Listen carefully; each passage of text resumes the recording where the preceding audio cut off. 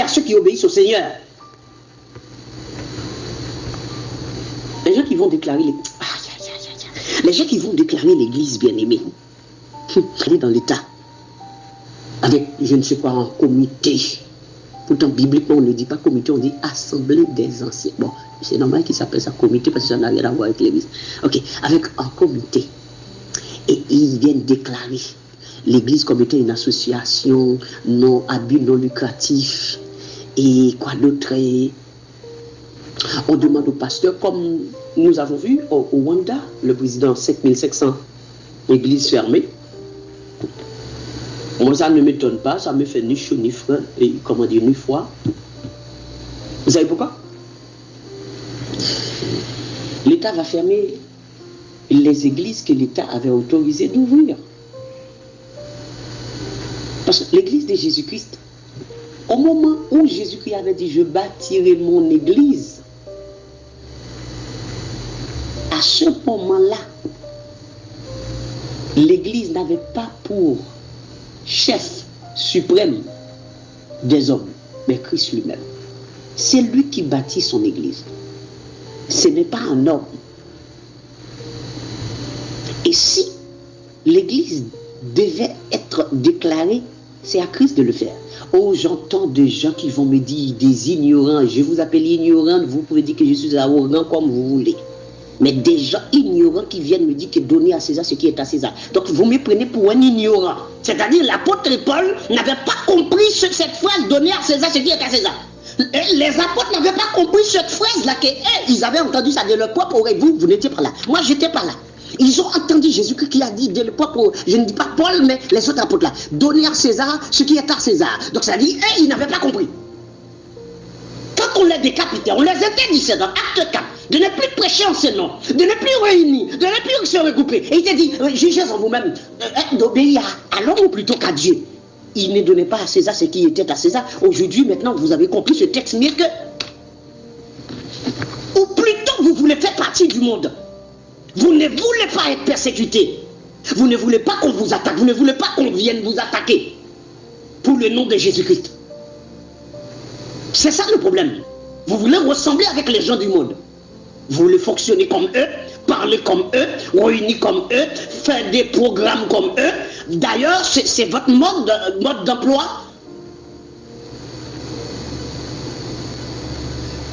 Jésus dit, je bâtirai mon église et toi, tu donnes l'église.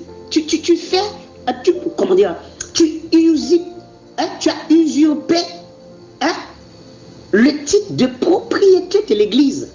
Au lieu que l'église soit l'église de Jésus-Christ, ça devient ton église. Et le mec, il veut pas mon église. Ah, c'est mon église. Ah oui, ça fait longtemps. Et mon église a des années. Et j'ai subi beaucoup. Le Seigneur m'avait appelé, je ne voulais pas. Et quand j'ai pu mettre, et cette église, c'est mon église, mes fidèles.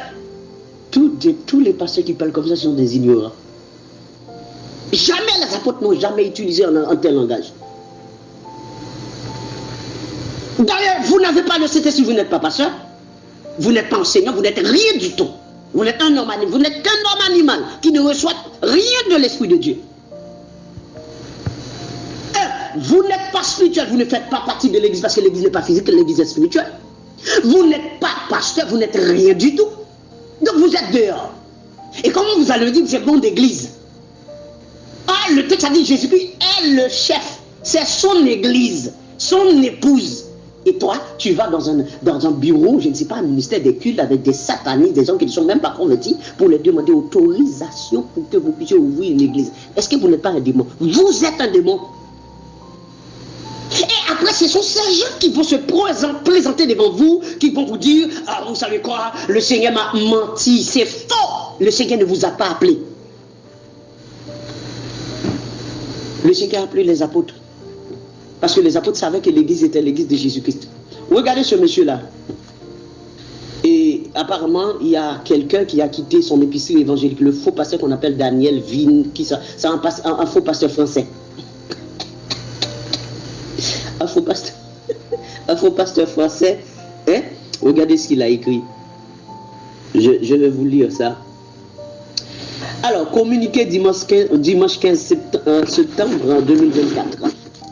C'est le faux pasteur Daniel en France très célèbre là, qui dit par ce communiqué, je vous informe de la décision des... Bon, je ne sais pas si c'est Émeric ou bien Aymeric Sroka de quitter ma couverture spirituelle. Donc, c'est-à-dire... non, mais c'est extraordinaire. C'est-à-dire, apparemment, c'est un collaborateur que ce faux pasteur avait. Hein, ce monsieur est en français. Hein? Donc, c'est-à-dire, le mec là était sous sa couverture spirituelle. Donc, ça dit, si je comprends bien, comme Pierre était le premier pasteur de l'église, c'est lui qui avait pris la parole pour la première fois. Donc, tous les autres apôtres étaient sous la couverture spirituelle de Pierre. Franchement, et bien aimé, c'est sûr. Je me rappelle cette phrase, les gens qui me disent, ils vont te tuer, hein? Ils vont te tuer. Mais franchement, bien aimé, c'est terrible. C'est terrible. Donc, hein, de quitter ma couverture spirituelle, le mec, il est charnel, animal, il a couverture spirituelle. Quelle couverture spirituelle? Il continue pour dire, hein, jusqu'à présent, j'étais le garant de ses choix ministériels. Donc, ce n'est pas le Saint-Esprit.